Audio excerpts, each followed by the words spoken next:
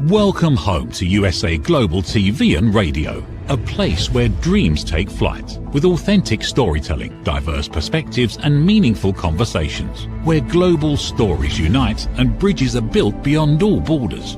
Discover world-class education, entertainment, hope and inspiration.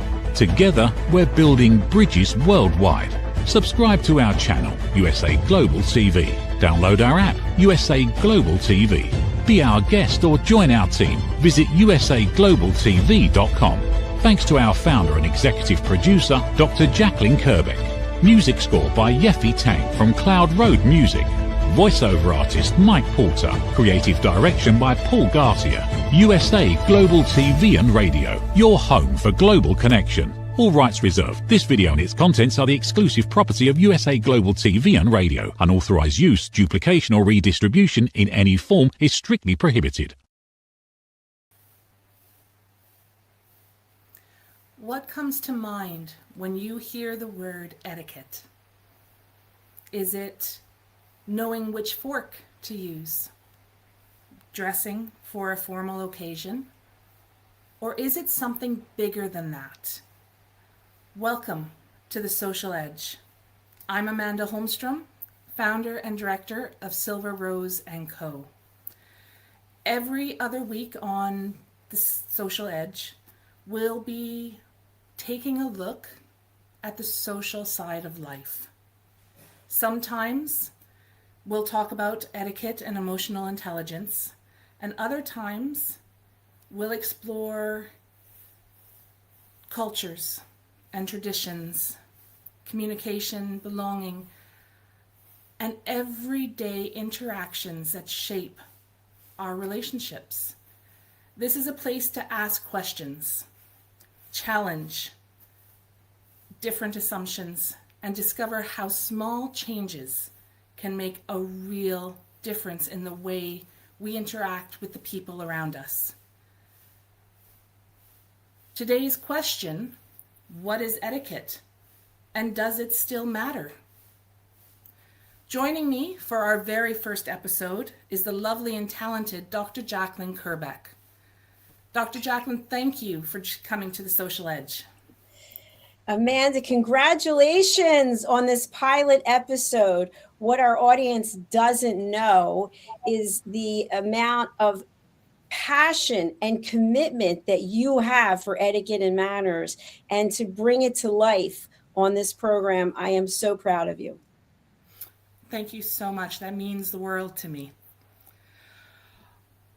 I'm going to get us started. And I want to start with Dr. Jacalyn, I don't think you realize the number of times that when I tell somebody what I do for a living, they get this blank look on their face and go, manners and etiquette? Can you teach that? Or more often, I will actually have people go, what, do you mean like Downton Abbey? Do we actually need that? And I'll just smile and go, absolutely.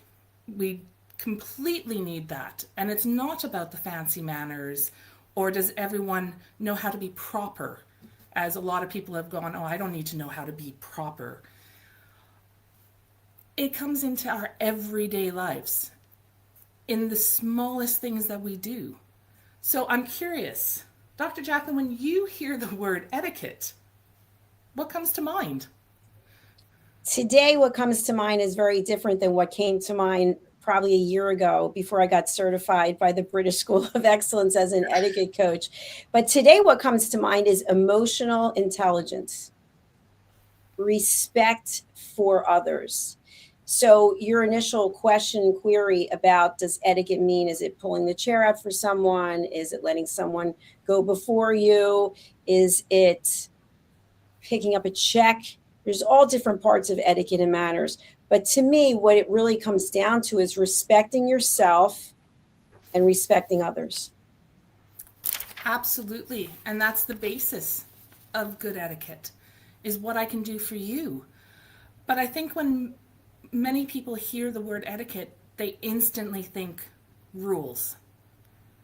Rules on what they need to do in life. And for some, they can seem like very strict rules. But for me, etiquette has never been that. It has never been about the rules. It's always been about helping people feel comfortable or respected, included, as if they matter. And I like to look at etiquette as the guide that tells me how to do that, and the manners is the behavior that you then put into practice. But I find that people use those two words interchangeably and are not always aware that they're two different things, but so closely related that they can seem like they mean the same thing.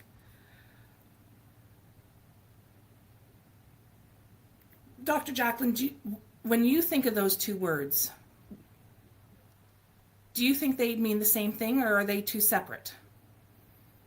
I feel etiquette is the umbrella. It is a way of living. It is a way of showing up. And manners is the execution part of it. The manners are the tools that come underneath the umbrella of etiquette. I love that imagery. Thank you. You know what? I think I might steal that. Go ahead. I just came up with it. What a good way of describing it. And I think you're absolutely right. That's exactly what it is, right? Etiquette helps us understand what's appropriate under that umbrella, right? And all the different situations, and our manners are how we put that into practice. Now, I went through the same training as you with the British School of Excellence, and one of the quotes that stuck with me from day one was that etiquette are the traffic lights of human interaction. They help us know when to pause, when to proceed, and how to share space smoothly. And I remember hearing that for the first time and thinking, wow, that's it. And one of the things I've discovered over the years is that the definition of etiquette never changes, but the way I explain it has definitely evolved. And it still continues to evolve, and it'll change depending on who I'm talking with at the time. Now, I've worked with children as young as 2 years old, and I right through to adults. And when I'm working with young children, I've learned that I have to keep the explanation of what etiquette is very, very simple and revolve it around something they'll understand. Like, etiquette is how we use our words and actions to help our family and friends be happy. But then it evolves again. As children get older, I've learned that you can introduce more vocabulary and more thoughts into it, respect and responsibility, confidence. And we talk about understanding how our words and our actions affect the people around us. But then it changes again when you get to teenagers and adults. And the conversation then starts to include first impressions, communication and confidence, our friendships. We bring in public speaking, interview skills, and preparing for adult life. But the one thing that I found is that the definition doesn't change. The principles do not change. It's just the language. So Dr. Jacalyn, you've coached people from many different backgrounds through USA Global and through your workshops in public speaking and through elevated listening. Have you found the same thing, that the principles stay the same, but the way we communicate with each other or communicate them changes depending on who we're working with? Absolutely. They're the same principles like you were just describing. And it basically comes down to the situations change, but the foundation doesn't change. And as we evolve, we learn new skills. that are under that category of manners that come underneath the umbrella of etiquette. But anytime someone shakes their head and says, oh, I don't care about etiquette and manners, well, what if someone was so disrespectful to you on a regular basis? Everywhere you went, you were disrespected. You would quickly learn how important etiquette and manners are, because we sometimes take for granted the fact that certain people we relate to, we deal with, we have in our life are practicing etiquette and manners. But when someone's not, we know it right away, because it doesn't feel good in our heart, doesn't feel good in our soul. And we think to ourselves, why are they treating me this way?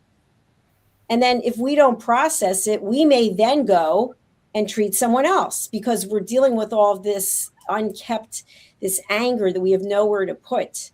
So etiquette and manners is important every day in everything we do. I can't agree more. I do think that people don't realize how much they use it, and in so many situations around them. I think they forget that etiquette is something as simple as holding a door for someone, or wishing them a good morning, or saying something as simple as please and thank you and meaning it. So I think you're absolutely right, and that is something that people need to relearn, is that etiquette is so important in our everyday life. And as you said, without it, the way you're treated is going to feel very, very different. Because it is that etiquette that keeps you from yelling at a stranger on the street because they accidentally bumped into you, or you're not walking fast enough and you're in their way. It's the etiquette that's going to keep them from belittling you, or calling you a name, or telling you to get out of the way. Or at work, it's the workplace etiquette that's going to help it become a safe environment that you're happy to work in. It's going to come into play when you send an email, or you go into a business meeting. And that's something I know you have experiencing, because you worked in corporate for a number of years. Before building USA Global,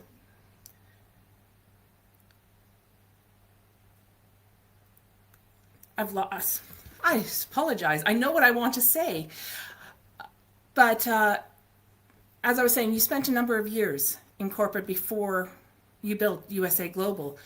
Did you find that etiquette and good social skills played an important role in the office life? And did you find that people with good skills could succeed more? What I found, and I don't believe it's changed, whether you're in corporate or whatever the environment is, that when you lead with etiquette and manners, people remember you for a positive reason. And when you don't, people remember you for another reason. People will remember how they felt after the interaction they had with you. And too often, I think we're so wrapped up in our own world. In my opinion, as someone who does coach and provides private advisory and interviews, I've interviewed over 10,000 people. One of the places that I feel that we're lacking in humanity is social etiquette, meaning people walking around with their phones on speaker in a public place. And I've witnessed this, and I've talked about this before at the gym where I work out, which is a very nice athletic club. They call them, I forget what it's called. It's athletic and country club together. People are on the phone in the bathroom stall, and the phone is on speaker. And I think to myself, could you not have just gone to the bathroom? And by the way, no washing of the hands, and then going and touching equipment.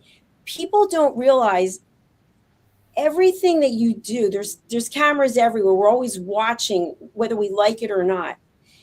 And people have no boundaries almost. In the locker room, for example, there are signs everywhere that if someone can hear your conversation, it's too loud.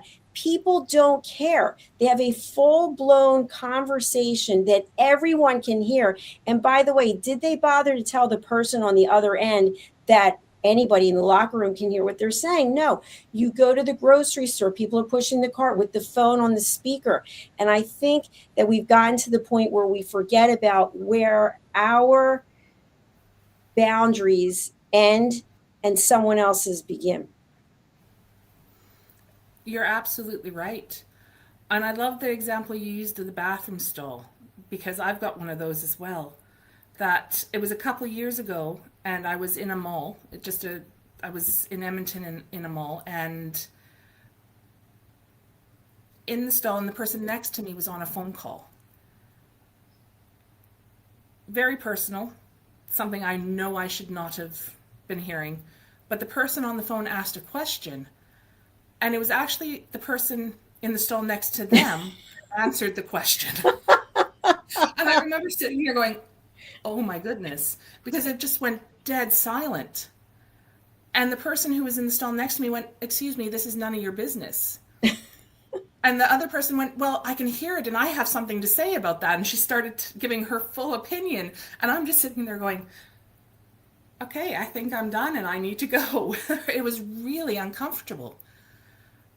And I feel so bad for the person who was going through such a traumatic experience, because now everybody in the bathroom knew about it. And you know that that other person is going to leave the bathroom stall and they're going to discuss it. Of course they are. They have a story to tell. And I think you're right. People just, they're not aware of how it's affecting the people around them. And that is definitely something that needs to change. And same with the locker room, having quiet conversations. I know for myself, and you can't help it when an argument arises sometimes, because you will have a difference of opinion. But I've been in public and my husband and I will not agree on something and it turns into a little fight. Let's be honest. But I'm very aware of the people around me and the fact that they don't want to hear us disagree.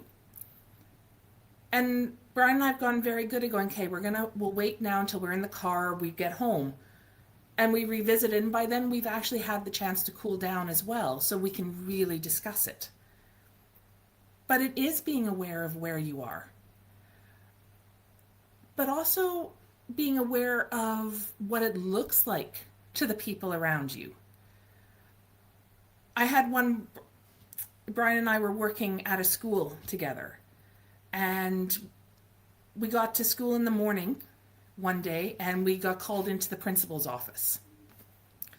And we both go in and the principal looks at us and goes, so I hear you guys are getting a divorce. And Brian and I are just looking at each other going, what?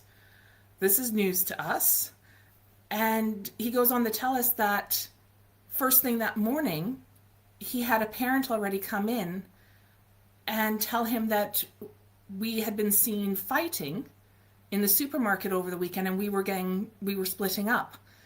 And both Brian and I are looking at each other going, okay, no, we weren't fighting. We had a little disagreement over what kind of, I can't remember if it was cheese or meat that we wanted to get. And I was being difficult because I did not want to be out shopping. I wanted to be at home. And I wasn't happy that I'd been forced to get up and come out, and Brian was not having anything to do with it, so he'd gone off to a different counter. It wasn't major. There was no bad words or fighting about it. It was just I was grumpy, and we went and did our separate shopping and then went home. But the principal went, okay, I need to remind you that as teachers, you're always seen. You are in the public eye. And you have to remember that what you put across affects the people who see you. So when we leave our house, make sure you're smiling, you're in a good mood, because the people we interact with will take their cues from how we behave. And if we're not happy, no amount of smiling is going to clear that up, because our body language will say something else, and that will affect them. Dr. Jacalyn, have you ever found something like that for yourself? Absolutely. I think what it comes down to is that old expression about airing dirty laundry.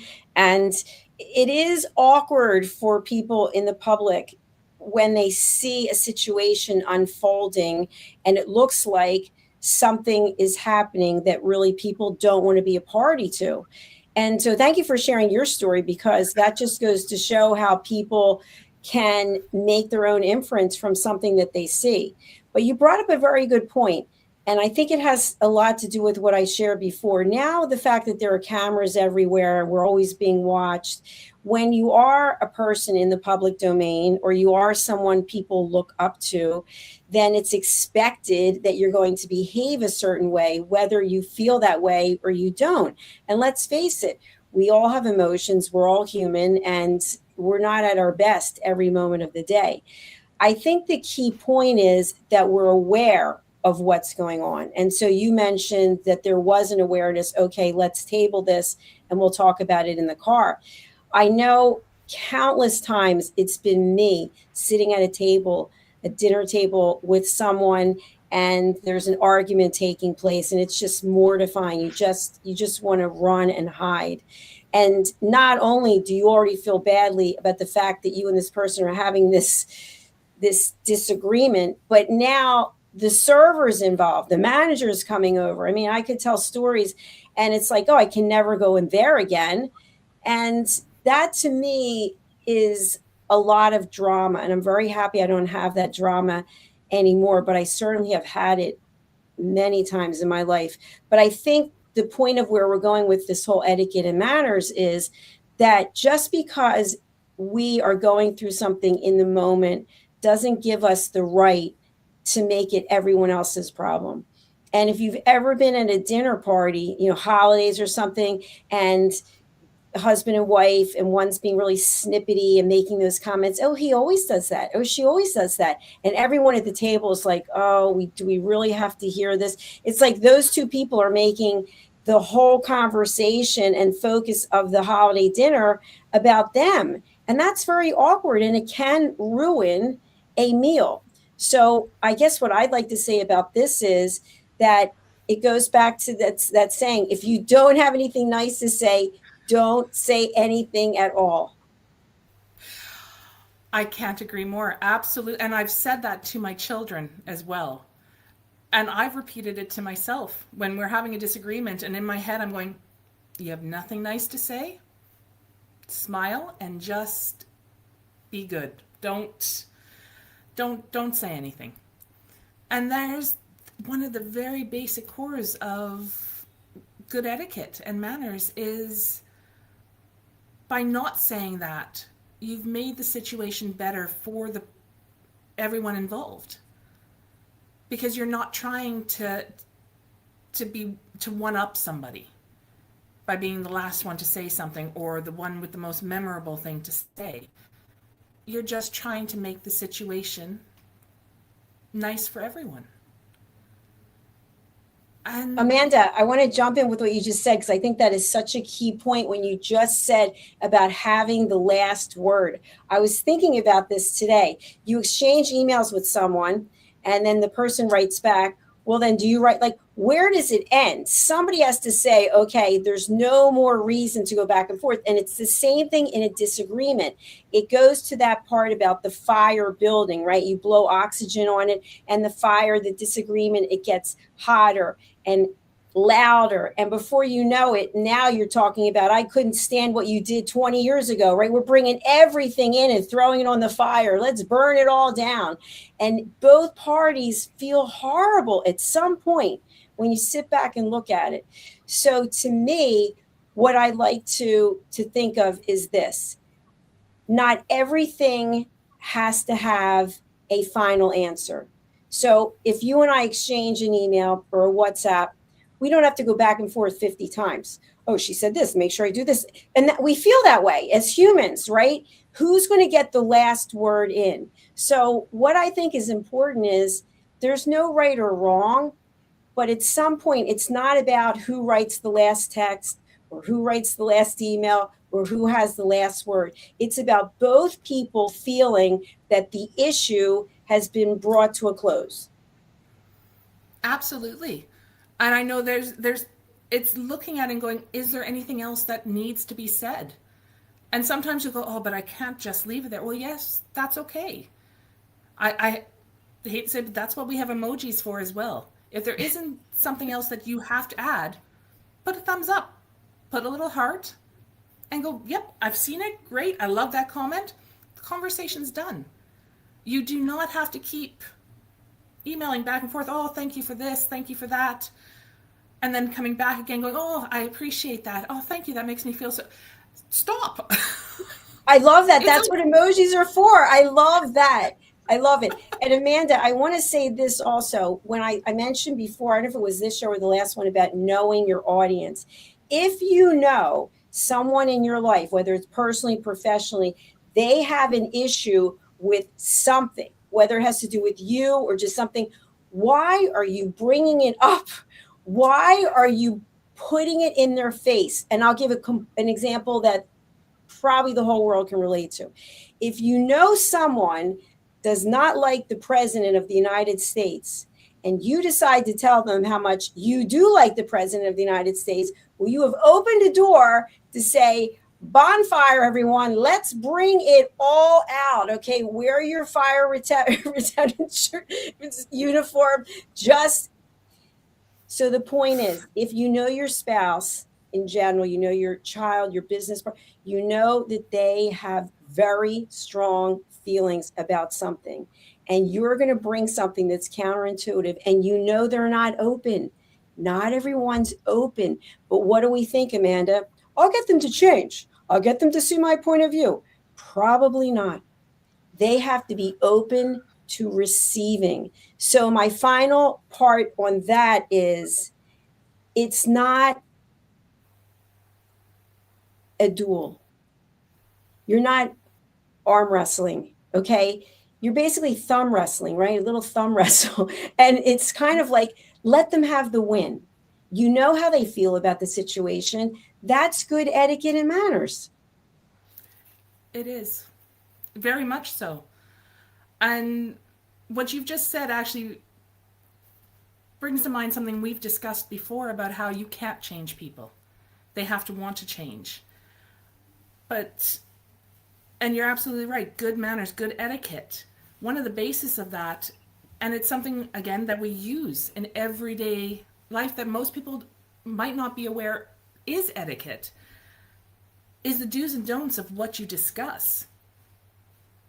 You're Dr. Jacalyn, you're 100% on the ball with, if you know it's going to bother someone, you don't bring it up. You do not discuss it. As you said, politics. That's not something you're going to discuss with somebody you know, you love, one of your best friends, if you know it's going to upset them. But it's also something that you would not discuss in an everyday conversation with anyone, because you don't want to discuss things that could cause friction. Politics, religion, depending on where you live, football could cause quite a bit of friction. And I think it's a very good point that you bring up. And something that people have to work on. Because I think it's important that we understand what our motivation is. If we are bringing up something that we know the other person feels very strongly about and has a completely different opinion, We do this as humans. You want to get under your spouse's skin. You know how to push the buttons. So what do? You say something controversial that you know is really going to make that person mad. And you could be doing it for a number of reasons. It's a tactic that people use all the time when they want to get a divorce. For example, let me just get the person to hate me. And then let the person decide they're going to leave, right? Or we can use flattery. Maybe there's something that we really want, and we decide to butter up our partner and saying, oh, you're so great. I love this. I love it. By the way, could I have $10,000? Whatever the case may be. So think about what is the motivation behind the behavior and what is your approach? Because to me, when I just shared those two scenarios, that could be underneath the category of manipulation or even passive aggressive behavior. So when we are direct but polite to let someone know that's not a topic I really feel comfortable discussing. And then you say, oh, really? Well, why is that?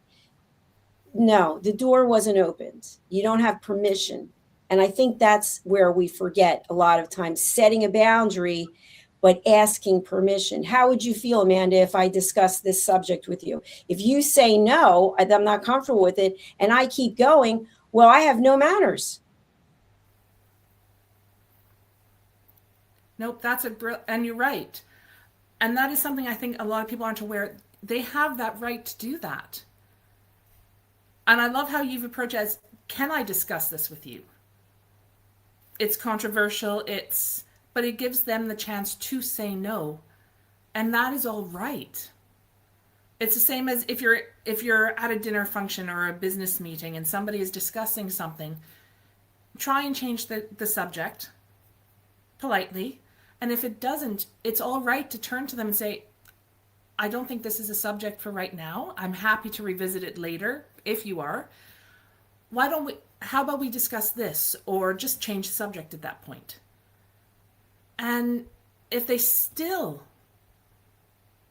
won't acknowledge that this is not something you want to discuss, it is all right to walk away.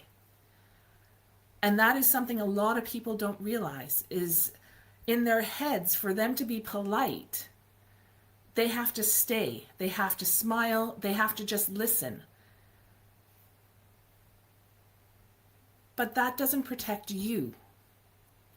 And it's not going to make the people around you comfortable. Because if you're feeling uncomfortable, there's a good chance somebody else is as well. So don't be afraid to go, you know what, I would like to discuss this later on, but how about right now we discuss and come up with something.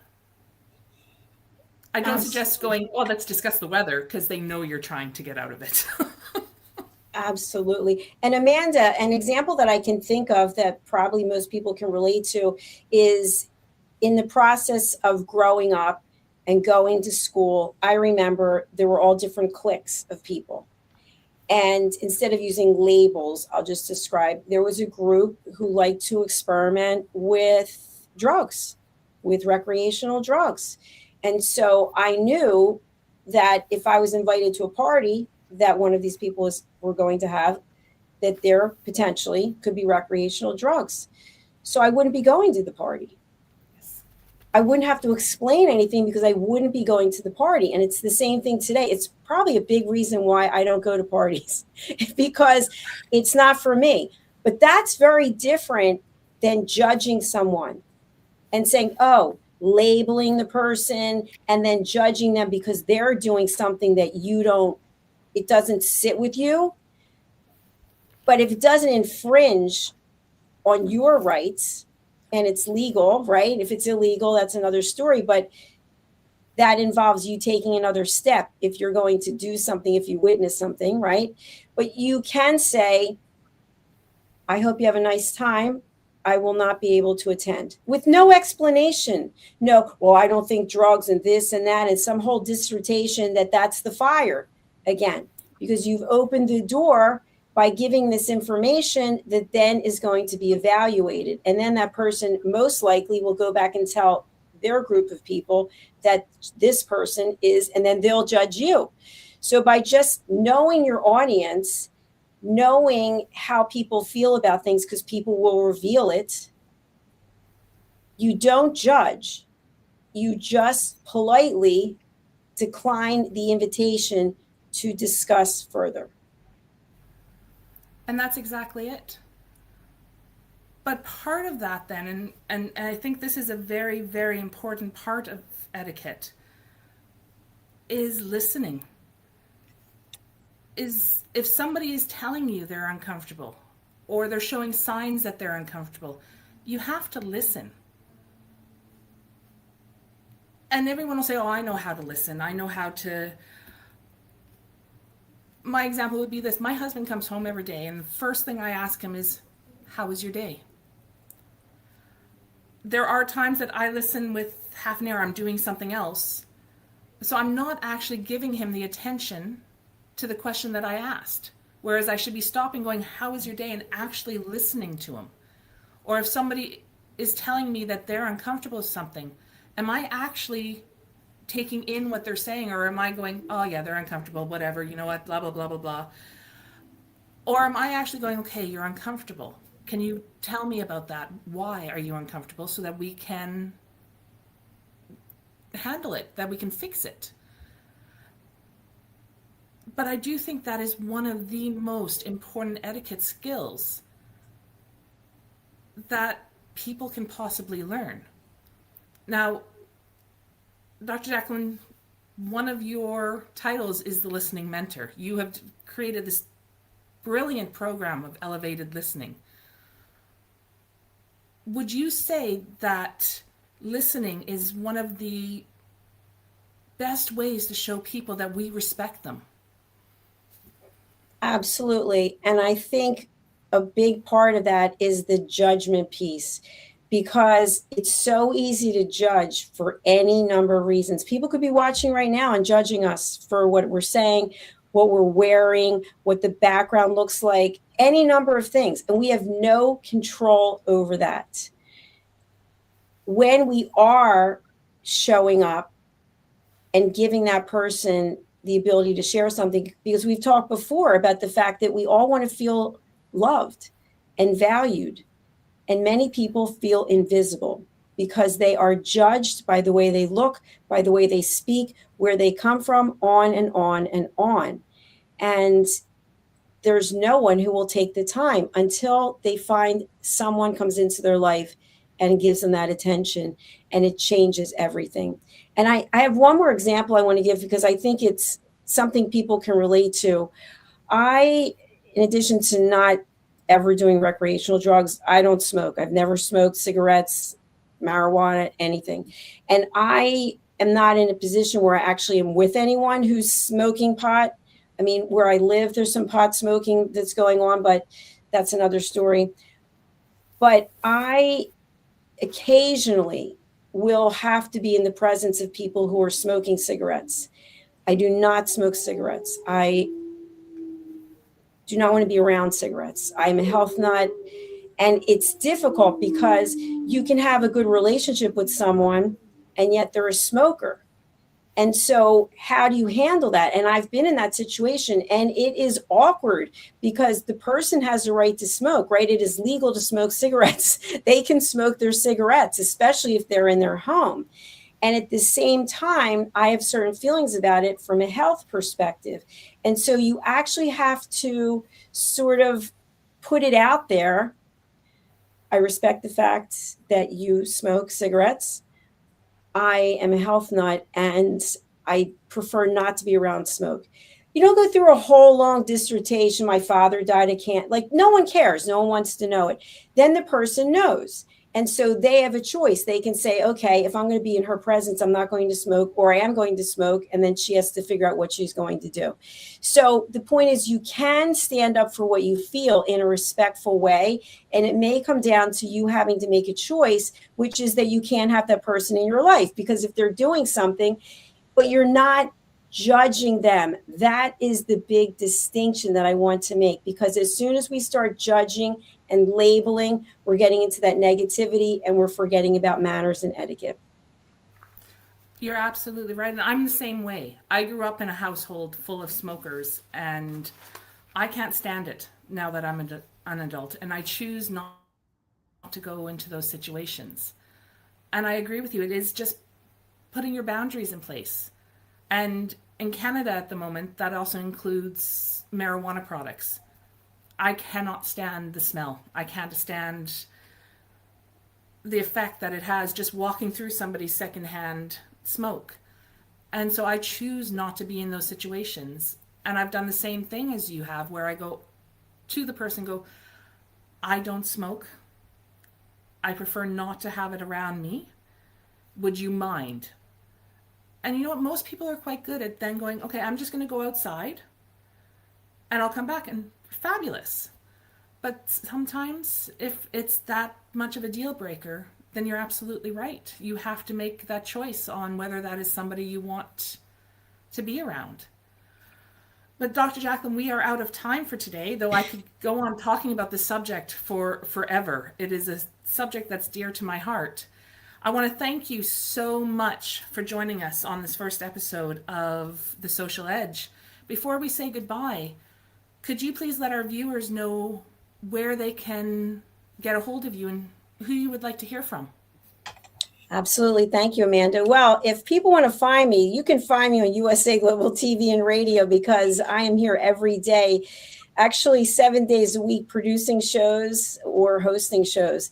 And if you're interested, you can be a guest. You can go to our website, which is right here, USA Global TV and Radio, and you can book your interview here.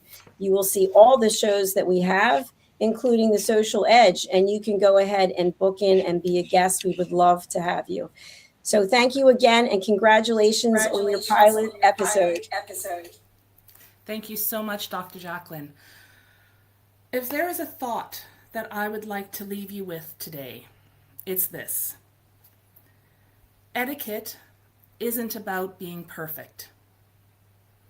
And it's not about knowing every rule. It's about the way we make other people feel. Every conversation we have, every door we hold open, every introduction we make, and every time we truly listen to another person, we're making a choice about the kind of experience we leave behind. So perhaps this week, instead of asking, what are the rules? Ask yourself, what can I do to help someone feel comfortable and feel respected? And sometimes it's the smallest acts that leave the greatest impression. I am Amanda Holmstrom. I am the founder and director of Silver Rose & Co. Please reach out to me on my website, silverroseco.ca. You can also find me on LinkedIn under Amanda Holmstrom, HOLMSTROM. And if you have an idea or topic suggestion for future episodes of The Social Edge, please, I'd love to hear from you. You can visit the website or connect with Silver Rose on Facebook and Instagram. And if you would like to be a future guest, please go to the USA Global TV and Radio website and fill out the guest registration form. Our next episode of The Social Edge will air on Monday, August 17th at 8 p.m. Eastern. And until then, thank you for joining us. Be kind to yourselves. And I'll see you next time on The Social Edge. How much of your value have you been giving away? Saying yes when the answer should have been no? Lowering your price to secure the opportunity?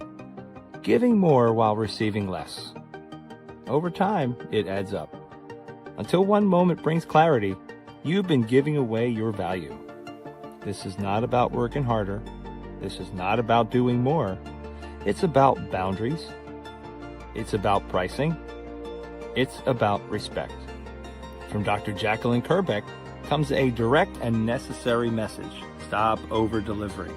Stop underpricing your expertise. Stop negotiating against yourself. Because when you recognize your value, everything changes. Stop giving away your value Boundaries, Pricing, and the Business of Respect. Available now wherever fine books are sold and on Amazon. A film by USA Global TV and Radio. Executive producer Dr. Jacalyn Kerbeck. Videographer and cinematic production Paul Garcia. Voiceover by Ed Wargas. Stop giving it away. Start owning it. USA Global TV and Radio proudly presents Tracy Cram Perkins, a dementia caregiving survivor teaching how to balance care with peace of mind. #1 resource for dementia caregivers.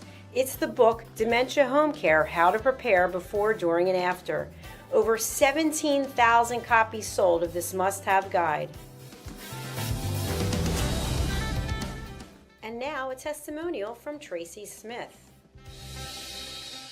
If I was to describe this book to someone who is going through a similar situation, I would underscore how important it is to have some sort of a tool or a guidebook to help you through certain stages. And there's so many, it's such an unknown topic to the average person. And to have this as a reference is essential. It's going to help you get through it personally, as well as help your loved one manage. To learn more, go to TracyCramPerkins.com. Tracy Cram Perkins is an award-winning author. She's also the host of Dementia Home Care television show. Watch it here on USA Global TV and Radio. Thank you, viewers and listeners of USA Global TV and Radio, for joining us today. We're honoured to have your time and attention as part of our global community. At USA Global TV and Radio, we believe in the power of authentic conversations, meaningful connections, and creating a world of possibilities together. Want to be part of something bigger? Join our team of elevated listeners at usaglobaltv.com, a space where your voice matters and your ability to listen transforms relationships. Stay connected with us across all our platforms for thought-provoking discussions, expert insights, and empowering stories. Subscribe to our channels at youtube.com/c/USA Global TV. Follow us on social media and explore the endless opportunities we're creating for growth, learning, and inspiration. Together, we're not just broadcasting, we're building bridges and changing lives one conversation at a time. For inquiries, contact us at info@usaglobaltv.com. Produced by Executive Producer and Director Dr. Jacalyn Kerbeck. Voiceover by Mike Porter. Creative direction by Paul Garcia. All rights reserved. Visit usaglobaltv.com to view our full terms and conditions.